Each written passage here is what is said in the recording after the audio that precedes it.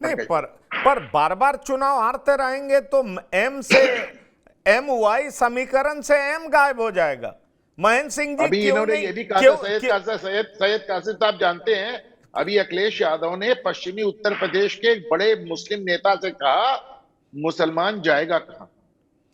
मैं महेंद्र सिंह जी यही कह रहा हूं कि आखिरकार फिर तो मुस्लिम समाज ये सोच सकता है कि बीएसपी क्यों नहीं ऑप्शन हो। हमने कई बार मौका दिया। जैसे कि हम देख रहे हैं कि इतने सालों से कांग्रेस से नाराज मुसलमान समाज अब कांग्रेस की तरफ उम्मीदों से देख रहा है।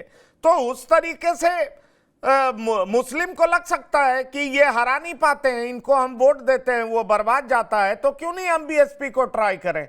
अगर दलित और मुस्लिम कॉम्बिनेशन होता है और उसमें कुछ फॉरवर्ड जाति भी जुड़ जाता है तो जाहिर तौर पर ये थोड़ा ज्यादा मजबूत कॉम्बिनेशन होगा जो बीजेपी को हरा सकता है। हाँ, देखिए पंकज जी, निश्चित रूप से अगर जो है जो उत्तर प्रदेश का मुसलमान अगर जो है बहुजन समाजवादी पार्टी के साथ जाता है तो, लेकिन मुझे लगता है कि अगर हम आज की बात करें तो जो अल्पसंख्यक समुदाय है उसके बीच अभी भी अखिलेश यादव की क्रेडिबिलिटी मायावती से ज्यादा है। हाँ, निश्चित रूप से अखिलेश यादव को समाजवादी पार्टी को चुनौती अगर मिल रही है तो कांग्रेस पार्टी से मिल रही है, क्योंकि निश्चित रूप से उत्तर प्रदेश का जो अल्पसंख्यक है वो कांग्रेस पार्टी की तरफ से जो है तरफ एक जो है समाजवादी पार्टी के राजनीतिक विकल्प के रूप में कांग्रेस को देख रहा है। अब कांग्रेस के पास समस्या ये है कि कांग्रेस के पास उत्तर प्रदेश में न नेता है, न उनके पास जो है संगठन है।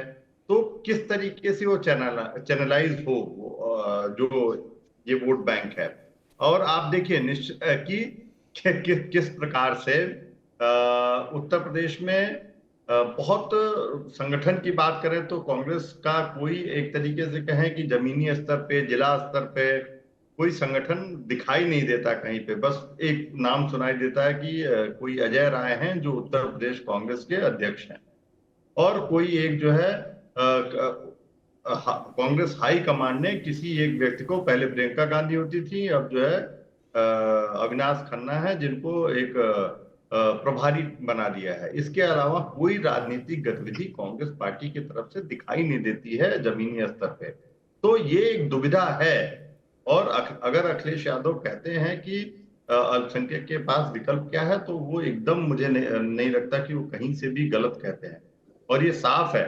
हाँ, जो उनके बैगेजेस हैं, जो मैं बार बार आपके शो पे कह चुका हूं कि डायनेस्टिक पॉलिटिक्स में जो है सत्ता तो परिवर्तित होती है लेकिन कोटरी जो है वो भी परिवर्तित होती है, वो सेम नहीं रहती है। और अखिलेश यादव के साथ सबसे बड़ी दुविधा यही है कि जो उनके पिता की कोटरी थी वो उनका पीछा छोड़ने के लिए तैयार नहीं है, चाहे वो राम गोपाल हो, चाहे शिवपाल हो, चाहे आजम खान हो, जिन्होंने पूरे के पूरे एक जो है युवा नेता के रूप में, अगर हम याद करें 2012 को के चुनाव को, तो जो अखिलेश यादव ने एक अपनी छवि बनाई थी डीपी यादव को मना करके, कौमी एकता और मुख्तार अंसारी को मना करके, तो शामिल ना करके अपने उस पर टिकट ना देके, तो वो एक छवि को नुकसान सबसे ज्यादा इस कोटरी ने ही पहुंचाया था।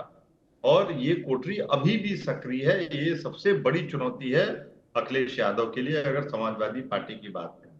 दूसरी बात, हाँ, जिस तरीके से टिकट परिवर्तन को लेके मुझे लगता है कि थोड़ा नई पीढ़ी के जो डायनेस्ट हैं उनके साथ ये बड़ी समस्याएं हैं। जो चाहे आप राहुल गांधी को देखें, चाहे जो है आप जितिन प्रसाद को, आरपीएन सिंह को, मतलब जो कांग्रेस में पहले सक्रिय थे, अब कहीं कहीं वो ज्योतिरादित्य सिंधिया को या अखिलेश यादव को, इनमें अगर सबसे मैच्योर मुझे कोई दिखता है तो तेजस्वी यादव ही दिखते हैं। तो इन ये बहुत रेस्टलेस हैं।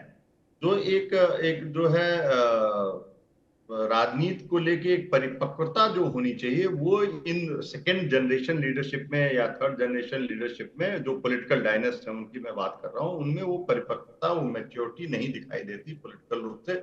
और ये निर्णय लेने में तो बहुत जल्दीबाजी करते हैं, निर्णय तुरंत ले लेते हैं, लेकिन कहीं कहीं वो निर्णय वापस भी तुरंत ले लेते हैं। तो इस तरीके से जो आम जनमानस है उसके मन में नेतृत्व क्षमता को लेके एक दुविधा पैदा होती है। और ये सभी इन सभी नेताओं के साथ ये होता हुआ साफ दिखाई देता है कि क्या हम विश्वास करें कि ये आज इनके साथ है। जिस तरह तमाम गिनाए गए कि जो 2022 में जो दल एक बड़ी संख्या में दल अखिलेश नहीं, यादव के साथ थे, बिल्कुल और वो आपने सब छोड़ के चले गए। आपने बिल्कुल सही कहा महेंद्र सिंह जी। और देखिए, कुछ आपके फैन भी आपकी तारीफ कर रहे हैं। महेंद्र भैया को रोज बुलाया करिए, इनको सुनना अच्छा लगता है। जिस तरह से अपनी बात रखते हैं वो बहुत सराहनीय है। ये कोई नेतन्याहू हैं, अब ये इजराइल से तो नहीं आए हैं। अब मैं इनको पहचानना पड़ेगा।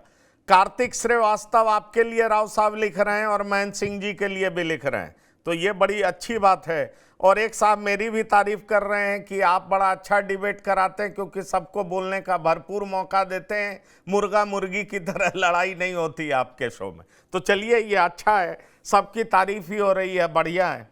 कुछ लोग कह रहे हैं कि मनुवादी, तो भैया मनुवादी बिल्कुल नहीं है। बीएसपी की जमकर के तारीफ करते हैं, और कासिम साहब तो जो सही और गलत होता है खूब करते हैं। और यही बात अनुपम मिश्रा जी भी करते हैं। हम लोग कई बार मायावती जी की चर्चा करते हैं। बहरहाल मैं आपको आज एक बात बताऊं। आज बिहार के एक रिटायर्ड ब्यूरोक्रेट ने मुझे फोन किया, और मैं ये आपके साथ साझा करना चाहता हूं, उनका नाम नहीं लूंगा।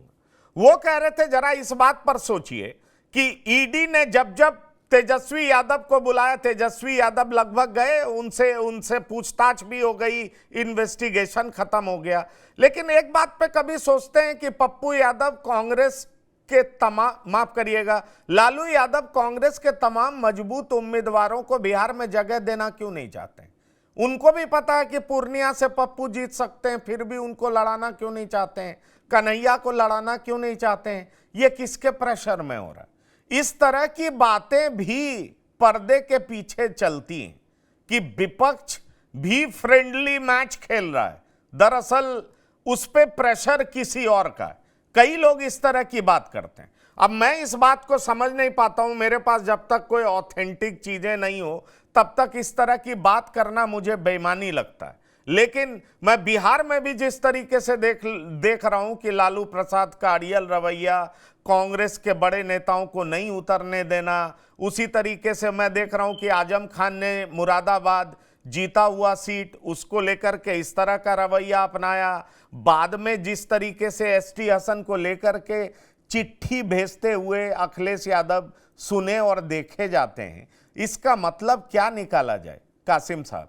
इसका मतलब यह निकाला जाए कि आप विपक्ष को फायदा पहुंचा रहे हैं, या इसका मतलब यह निकाला जाए कि आपका कमजोर नेतृत्व पार्टी को नेतृत्व देने की ताकत नहीं रखता है? बीजेपी जैसी बड़ी पार्टी के खिलाफ लड़ने की क्षमता तो दूर की बात है, इसीलिए एक के बाद दूसरी, दूसरी के बाद तीसरी, और तीसरी के बाद चौथी, और चौथी के बाद पांचवी चुनाव में भी कहीं आपका हश्र वही नहीं हो जो पिछले 4 चुनाव में हुआ।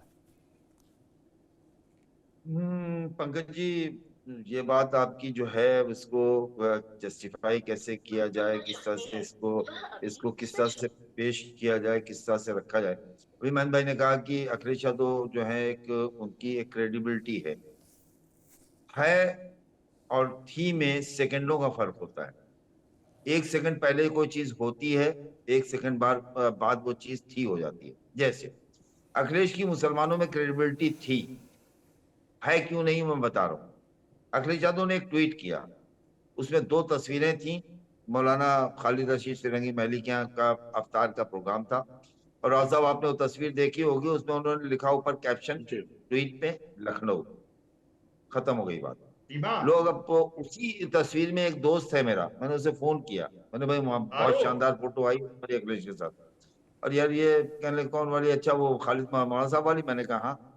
तो हमने कहा वो उस पर ये लखनऊ का अफ्तार नहीं लिखा ना, अखिलेश यादव के अंदर ये तो आ ही चुका है कि वो अफ्तार नहीं लिखेंगे। उसके बाद दिल्ली की नमाज का मैं जिक्र कर चुका हूँ, पुलिस वाले सस्पेंड हो गए, उसमें पुलिस वाले सस्पेंड हो गए। लेकिन अखिलेश यादव ने जो ट्वीट किया, कोई फोटो नहीं लगाई, उन्होंने ट्वीट किया प्रार्थनाओं पे प्रहार अच्छा नहीं।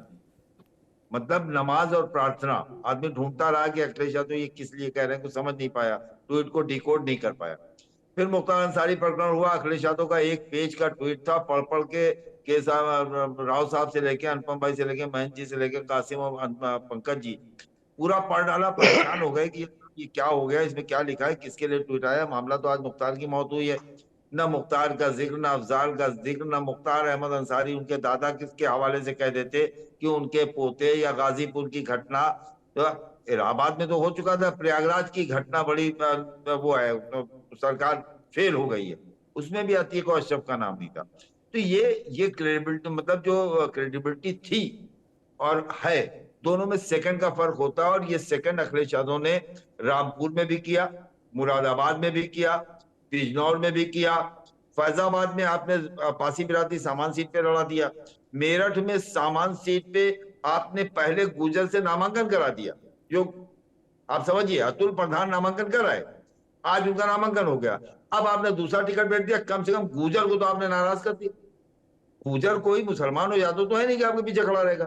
जब आपने गुजर नेता को टिकट देने के बाद वापस ले लिया, अपमानित कर दिया, तो कम से कम उसे तो आपने भारतीय जनता पार्टी के पास भेज दिया, काल्पनिक राम अरुण गोविल के साथ चले जाओ। तो ये इसे एक साजिश भी तो माना जा सकता है। विपक्ष के लोग इस पे आरोप भी तो लगा सकते हैं। समाजवादी पार्टी के विरोधी लोग कह तो सकते हैं ना कि आप 5-5 उम्मीदवार ले जाइए, उसके बाद एक को टिकट दीजिए, 4 को आप अपना बागी बना दीजिए।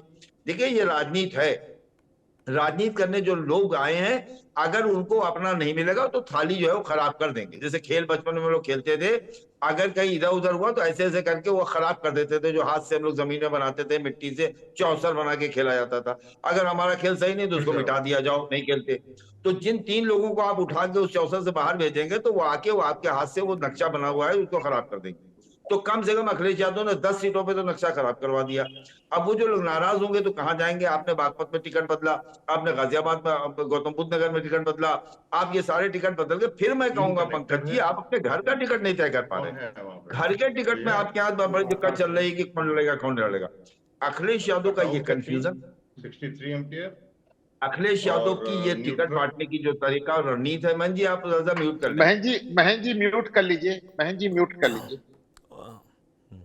तो ये महन जी म्यूट कर लीजिए। बताती है कि समाजवादी पार्टी का टिकट का वितरण जो है वो कहीं ना कहीं उसमें कोई ना कोई साजिश की बू देख रही है वो पार्टियां जो समाजवादी पार्टी के खिलाफ। नहीं बिल्कुल बिल्कुल, आप ट्वीट किया था, मैं उसका हवाला देके बात को खत्म करूंगा, क्योंकि मैं पूरे 3 घंटे से इस कुर्सी से नहीं हटा हूं। मैं 5 से 6 लाइव था, 6 से 7 लाइव था, 7 से 8 लाइव था, 8 से 9 आपके साथ बैठा हुआ हूं। पूरे 3 घंटे हो गए, ये चौथा घंटा शुरू होगा। 30 सेकंड में एक बात और था, मैंने एक ट्वीट किया था कि फिरोजाबाद और कन्नौज में, फिरोजाबाद सॉरी, और वहां क्या कहते हैं दूसरी सीट अनुपम भाई कौन सी थी? मैनपुरी। फिरोजाबाद और मैनपुरी में भारतीय जनता पार्टी ने अब तक अपना प्रत्याशी घोषित नहीं किया है। भारतीय जनता पार्टी जो टिकट बांटने में इतनी स्मार्ट है, बहुत जल्दी देती है, समीकरण बहुत अच्छे फिट करती है। नहीं कासिम साहब, उससे बड़ी बात यह है कि उसके आसपास की सारी टिकटें घोषित हो गई, उसके आसपास सारी टिकटें घोषित हो गई, केवल ये 2 सीट नहीं बटा। इसे क्या समझा जाए, इसे क्या समझा जाए पंकज जी? तो देखिए ऐसा है ना कि ये जो दौर है, इस दौर में आप वो बात नहीं कर सकते हैं जो बहुत देर में पहुंचती है। इधर आपने ट्वीट किया, इधर लोगों के पास पहुंचा, इधर आपने खत लिखा, दूसरों के पास पहुंचा। दुनिया बहुत तेज हो गई है, smart driving, smartphone, smart internet, fast driving, fast internet, हर चीज फास्ट है। इस फास्ट के युग में आप 25 साल पहले की अगर राजनीति करेंगे, मुझे लगता है विफल साबित होंगे।